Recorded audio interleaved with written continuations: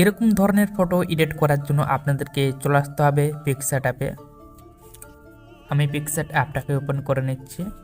তারপর আপনারা এডিট এই ফটোতে ক্লিক করে দেবেন। তারপর উপরে আপনারা রিসেন্টে ক্লিক করে দেবেন। তারপর চলে আসবেন আপনার ডাউনলোড ফাইলে। আমার ভিডিওর ডিসক্রিপশন বক্সে দুটো ব্যাকগ্রাউন্ড ফটো পেয়ে যাবেন। সেই ব্যাকগ্রাউন্ড ফটোগুলোকে আপনারা ডাউনলোড ফাইলে পেয়ে যাবেন। অবশ্যই এখান থেকে একটি ব্যাকগ্রাউন্ড ফটো সিলেক্ট করবেন। ব্যাকগ্রাউন্ড ফটো সিলেক্ট করার পর আপনারা চলে আসবেন অ্যাড ফটোতে। দেন রিসেন্টে ক্লিক করে দেবেন। এখান থেকে আপনারা অনেকগুলো ফাইল দেখতে পাবেন। আপনার যে ফাইলে ফটো আছে আপনারা সেই ফাইলটাকে এখানে সিলেক্ট করুন এবং আপনারা অনেকগুলো ফটো দেখতে পাবেন।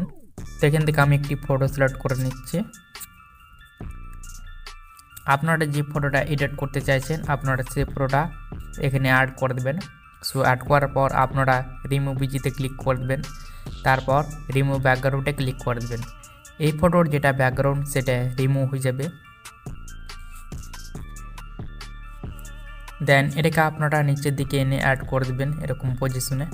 কোনাতে ক্লিক করে দেবেন। তারপর ফটোর উপরে ক্লিক করবেন। তারপর ডুপ্লিকেটে ক্লিক করে দেবেন। দেন আপনারা লেয়ারে ক্লিক করে দেবেন। দেন ফটোটাকে এরকমভাবে বড় সাইজ করে নেবেন। এভাবে আমি বড় সাইজ করে নিলাম। তারপর আপনারা এই অপশানে ক্লিক করে দেবেন। তারপর আপনারা সেই ফটোর উপরে ক্লিক করবেন। তারপর মুভ ডাউনে ক্লিক করে দেবেন। দেন ফটোটা একদম পেছনের সাইডে চলে এলো। যাওয়ার পর আপনারা এই অপশানে ক্লিক করে দেবেন।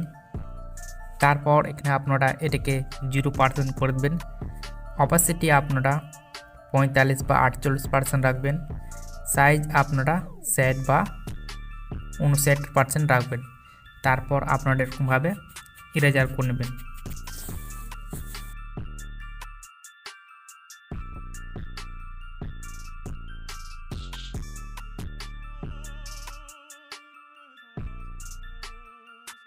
তারপর এখান থেকে আপনারা রাইট চিহ্নতে ক্লিক করে দেবেন।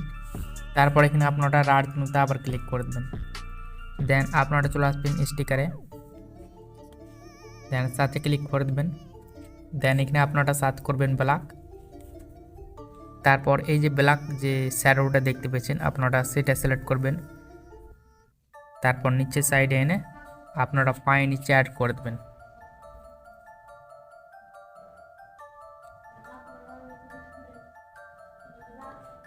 এটাকে আপনারা ডুপ্লিকেট করে নেবেন।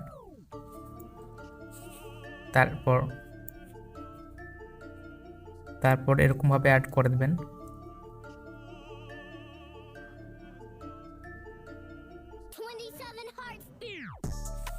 তারপর এগুলোকে আপনারা মুভ ডাউন করে দেবেন। তারপর এখান থেকে আপনারা রাইট চিহ্নতে ক্লিক করে দেবেন। তারপর চলে আসবেন আপনারা এই ফিডে। দেন এখানে আপনারা সিম্পলি ক্লিক করে দেবেন। তারপর এখানে আপনারা অনেকগুলো ফিল্টার পেয়ে যাবেন। এখান থেকে আপনার ফটোর অনুযায়ী সেটাকে ম্যাচ করে নেবেন। তারপর রাইট চিহ্নতে ক্লিক করে দেবেন। তারপর এটাকে অ্যারো অপশনে ক্লিক করে সেভ করে নেবেন।